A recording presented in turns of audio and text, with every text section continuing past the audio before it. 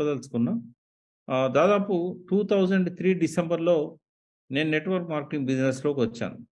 అంటే ఇవాల్టికి దాదాపుగా 19 years complete అయింది. 19 సంవత్సరాలు డిసెంబర్‌లో నేను బిజినెస్‌లోకొచ్చాను. సో, ఈ 19 సంవత్సరాల్లో ఎంతోమంది ఫెయిల్ అయిన వాళ్ళను, ఎక్కువ మంది ఫెయిల్ అయిన వాళ్ళను, సక్సెస్ అయిన వాళ్ళని గూడా అదే సంఖ్యలో నేను చూశాను. అంటే సక్సెస్ అంటే ఏదో నెలకు 3000, 5000 సంపాదించే వాళ్ళు కాదు. నెలకు 3,00,000, నెలకు 5,00,000, నెలకు 10,00,000, నెలకు రూ. 1,00,00,000, కోటి కంటే ఎక్కువ. అంటే ఇట్లాంటి వాళ్ళతో కలిసినప్పుడు, వాళ్ళ సక్సెస్ స్టోరీస్ విన్నప్పుడు నాకర్థమైంది ఏంటంటే, ఈ బిజినెస్ చేయాలంటే ఈ క్వాలిఫికేషన్ అక్కర్లేదు. ఎంఏలు, డిగ్రీలు ఏం అక్కర్లేదు.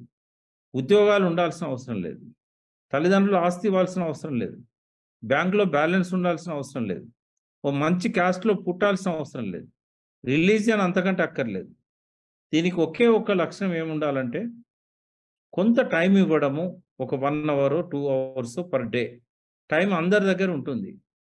ఆ టైంను జాగ్రత్తగా ఉపయోగించుకున్నట్టయితే ప్రతి ఒక్కరు కూడా టైం తీయగలుగుతారు. సో, రోజుకొక గంట, 2 గంటలు టైం ఇయ్యాలి. రెండవది, చేసే బిజినెస్ గురించి కొన్ని బేసిక్స్ నేర్చుకోవాలి. ఇందులో ఏం రీసెర్చ్, పీహెచ్‌డీ అక్కర్లేదు. కొన్ని మినిమమ్ విషయాలు కొన్ని నేర్చుకోవాలి. మూడోదేంటంటే నేర్చుకోవడం ఎందుకు అంటే, ఇతరులకు మనం ఎక్స్‌ప్లెయిన్ జేయడానికి. ఒకవేళ మీకు చెప్పడం రాదనుకోండి, మిమ్మల్ని పిలిచిన వాళ్ళతోనే చెప్పియొచ్చు. కనెక్ట్ జేయాలి.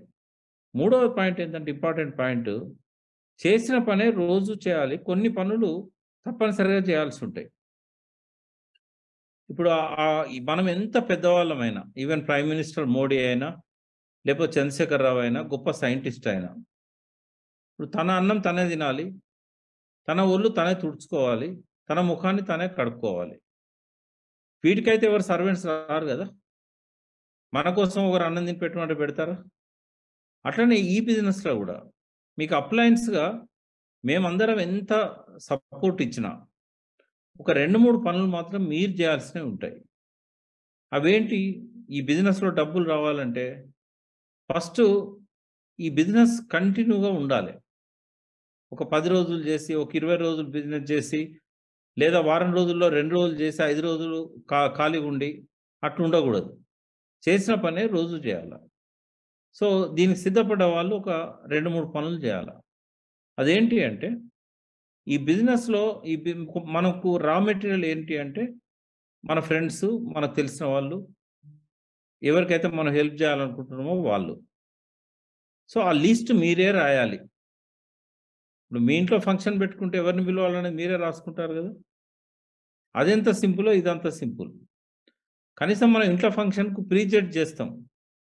ఇతన్ని పిలవాలనా వద్దా? ఇతను దగ్గర వాడా? దూరపు వాడా? ఎందుకంటే తెలిసినోళ్ళందరిని ఎవరు ఫంక్షన్‌లోకి పిలవరు. పిలిస్తే వాళ్ళు 5, 6 వేల మందొస్తారు. లేకపోతే 3, 4 వేల మందొస్తారు. వాళ్ళకు ఖర్చు పెట్టడం ఎక్కువైపోతది. ఖర్చు ఎక్కువైపోతది. అందుకని ప్రతి ఒక్కరు కూడా స్క్రీనింగ్ చేస్తారు. ఫంక్షన్ పిలవాలంటే మనకు బాగా దగ్గరోళ్ళని పిలుద్దాం, ఫ్రెండ్స్‌ని పిలుద్దామని. ఇక్కడ మాత్రం ఆ కంజూస్ పని చేయకూడదు. ఇక్కడ మనకు తెలిసిన వాళ్ళు ఎంతమంది ఉంటే అంతమందిని పిలవాలి.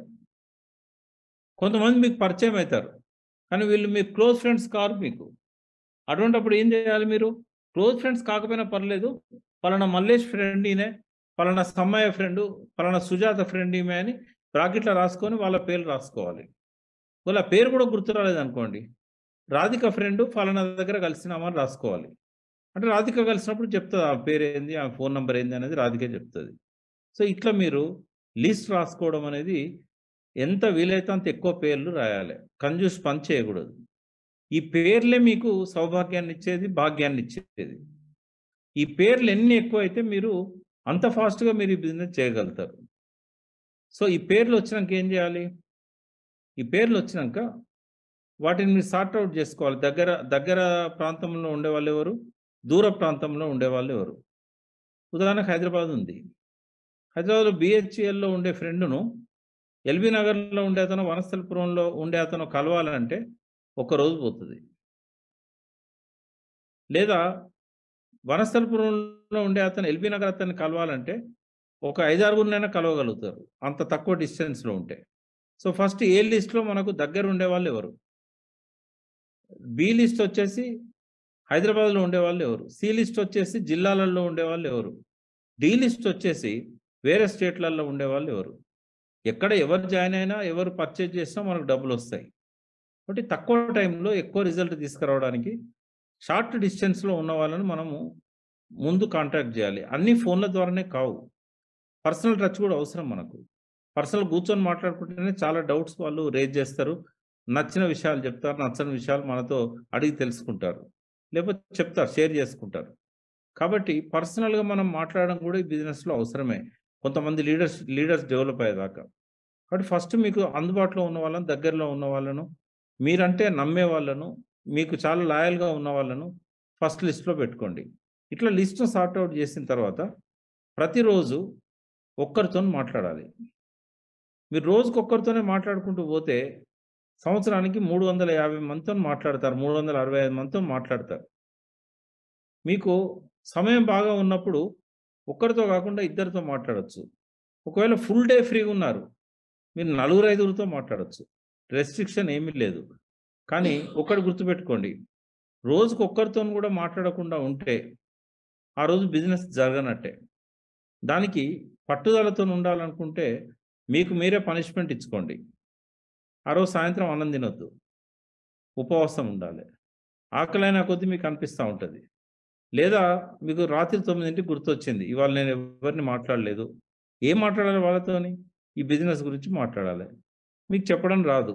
కాన్ఫరెన్స్ కాల్‌లో ఈ బిజినెస్‌లో ఎవరైతే మిమ్మల్ని తీసుకొచ్చారో అతన్ని కాన్ఫరెన్స్ కాల్‌లో పెట్టి మాట్లాడించండి. అతనే ఎక్స్‌ప్లెయిన్ చేస్తాడు. ఒక నలుగురు, ఐదుగురితోని చెప్పేసరికి